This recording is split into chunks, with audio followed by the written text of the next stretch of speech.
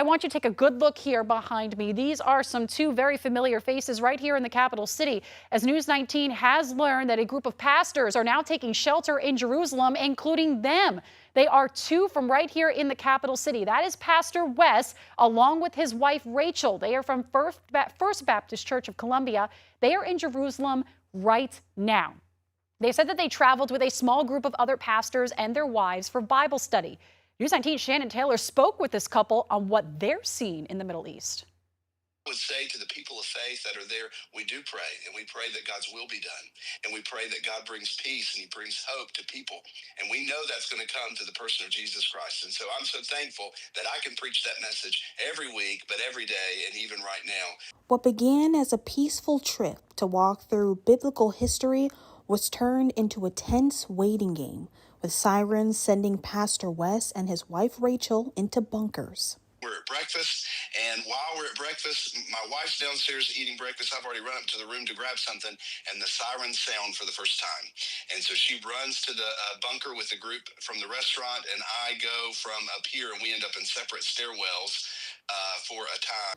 While on a trip to Jerusalem, the couple from First Baptist Church in Columbia traveled with a group of 30 other pastors and wives for what was meant to be a time of reflection in the Holy Land. And that's been our experience all day, except we've been together now. And we've probably been down to the bunkers about 4 times when the sirens go off, and just sit down there, and we feel very safe. We're very comfortable. We're secure. And in the middle of the sirens, faith filled the shelter.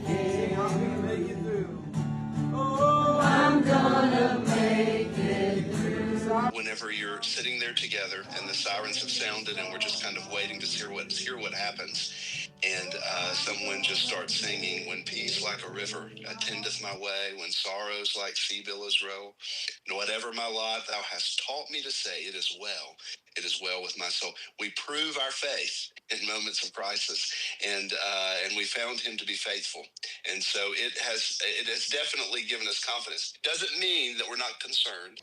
Back in Columbia, Assistant Pastor Steve Phillips says the church is closely monitoring the situation and leaning into prayer.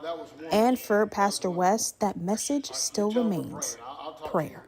So one of our discipleship minister will be bringing the message, but we're going to have a wonderful time of worship, and we're going to have a time in the service where we will pray for them, of course.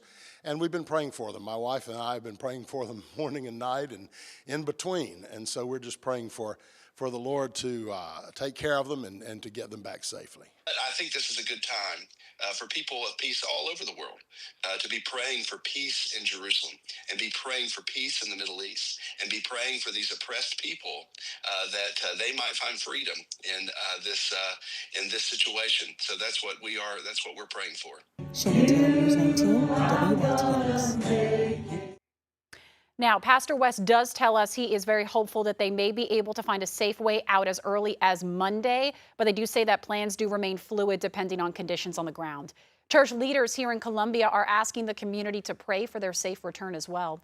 Meanwhile, the group does remain in contact with authorities in Jerusalem for any updates. As always, we will continue to bring you the very latest on this update on when they're coming home, both on there and online at WLTX.com.